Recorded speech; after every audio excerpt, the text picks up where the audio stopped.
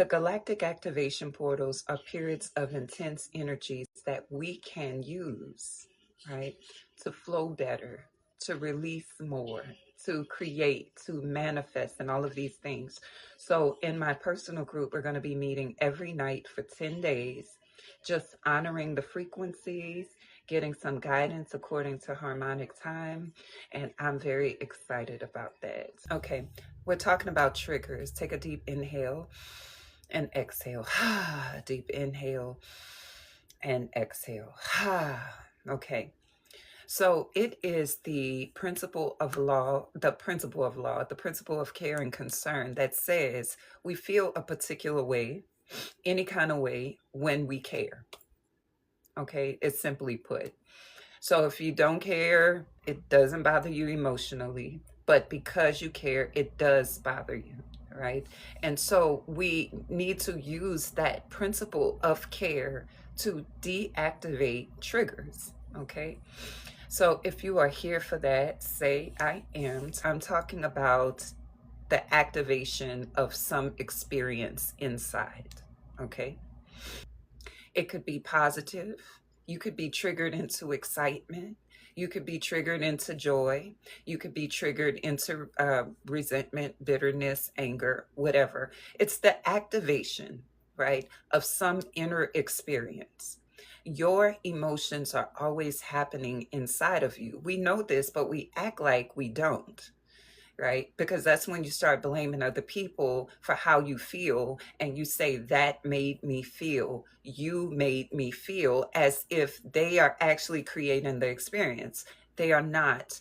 They are what's called in psychology the triggering event. There's a triggering event, okay? And you have an interpretation of that event. Your interpretation governs how you feel.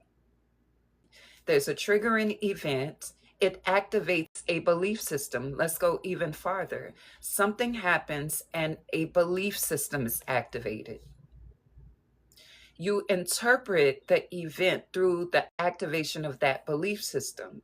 Let's say you're walking in the store and the person in front of you sees you coming and doesn't hold the door open. In fact, they let it slam right when you make it there. You may feel some kind of way because you believe they should at least have held the door. So you may feel a light,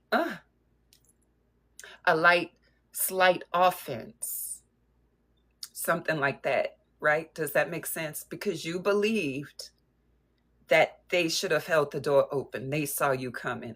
Or you're in traffic. You're going along just fine.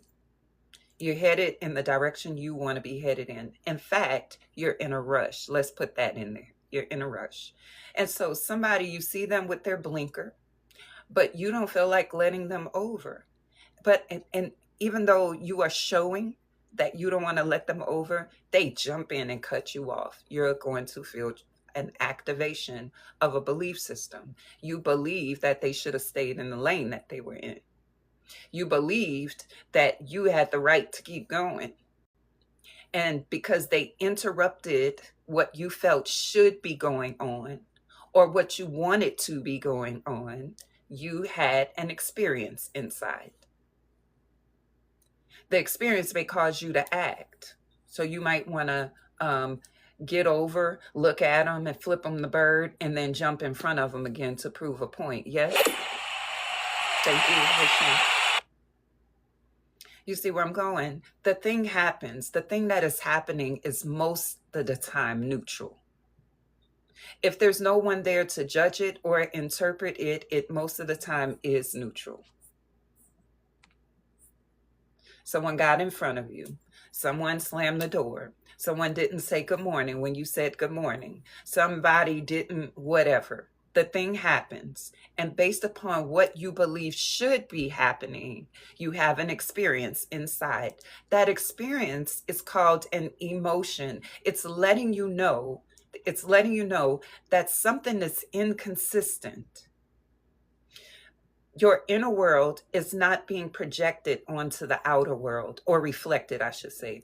Your inner world is not being reflected by your outer experience. So you feel some discomfort. We could call that discomfort dissonance.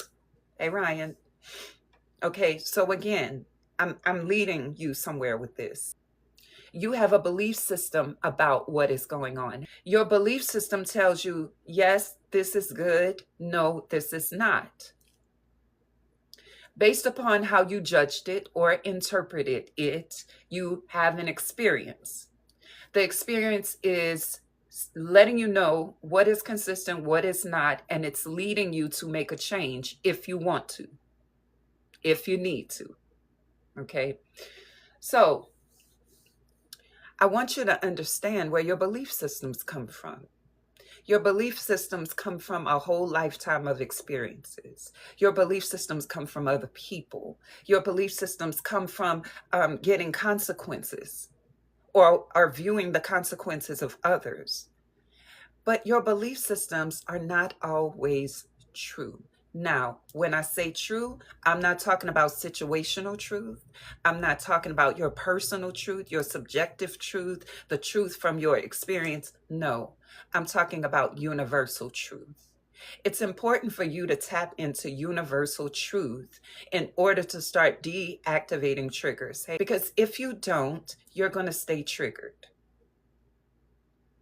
If you don't, you're going to stay triggered, because it's your truth and my truth and their truth and how I think and what they think and all of that stuff.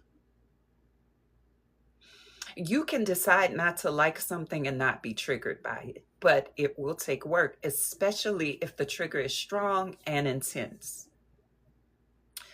Let me give you an example. I tell this story all the time because it's so simple and practical. I learned about disrespect from my parents. To make a long story short, as I got into my adult years with my own children, I began to examine my definitions of respect, because I was noticing that I was triggered a lot and fussing a lot about who was not respecting me and who was going to respect me. And respect, respect, respect. I was creating suffering. Okay. So I asked myself, what is respect and disrespect? And I came up with answers. Where did I learn that? Is that true? Meaning, saying something that another person doesn't like, is that disrespect? No. You're voicing your opinion. A universal truth, simply put, is everyone has a right to an opinion. And the opinion is not wrong. Even if you don't like it, even if it doesn't benefit you, that doesn't make it wrong. So I decided to dial back my judgments of what was disrespect and what wasn't, and build from my own framework. Okay. When you are deactivating triggers, it is to your benefit to align with universal truth, because when you align with universal truth, you align with harmony, you align with balance, you align with peace. When you come into subjective truths and you deal with other people, you are more likely to be triggered. You don't have to live by your personal truth. You have to make decisions according to it, but you don't have to feel according to it. And that's the mark of delineation for me. So let's talk about it. Now, let's put into practical use what I'm talking about, going back to the word disrespect. Okay. As long as you retain your personal truth as the truth, hey Storm, and someone else retains theirs, you're going to feel offended because you feel they should be doing something else and something else should be happening. When something else should be happening, you could still make decisions without being triggered. You can. And it's a work in progress for all of us. Okay. Hey Storm, let me know if that makes sense. And as a mother of 4, I grew up with this idea of, you don't talk back to your parents, you don't say this to me, you don't have any wants, blah, blah, blah, blah, blah. The list goes on and on and on. So I knew I didn't want to raise my children like this. I'm trying to give you an example. So one day, I was talking to my oldest son at that time. He was probably about 9. Okay. And I can't remember exactly what he said, but I know I was triggered. I remembered the moment I was in the kitchen. He was sitting at the table. It was during homeschool hours, and I was livid on the inside. And I felt myself polarized into intensity. And I just heard myself say, "You're not going to disrespect me, son." I just heard it. It didn't come out. And something in me paused and asked, did he really disrespect you? Or did you just not like it? And I was like, hmm. So from then on, I began to examine my polarizations. Is this true or is it not true? Now, and I began to think, does this violate any spiritual law? It doesn't. Is he wrong in what he's saying? No. Where did you get this idea of respect from? My parents. So if anyone disrespected me, I was going to be willing to sabotage the relationship, cut off the connection, and do whatever was necessary to bring them back into respect. That's how I grew up. I learned, if we could look at a bunch of universal laws and principles, but one that we really all know is people are free to have their own opinion. That's universally true, is it not? I'm talking about just as a human, you form opinions. So you have them. That's not wrong. Yes or no? That doesn't have to be written in any book. That doesn't have to be formulated through any philosophy. You think, you have a brain, you think, you form opinions. The opinions could be good, bad, right, wrong, accurate. We could put all kind of interpretations on it. So I had to back up and begin to apply that to everything. Just because that person said that doesn't mean they disrespected you. Just because the person thinks this way about you doesn't mean they disrespected you. I had to just go through and wash through my whole system of meaning,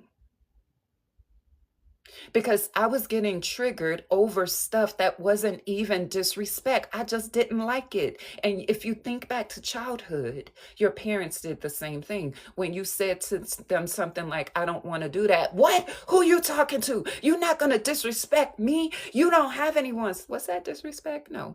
You expressing your opinion.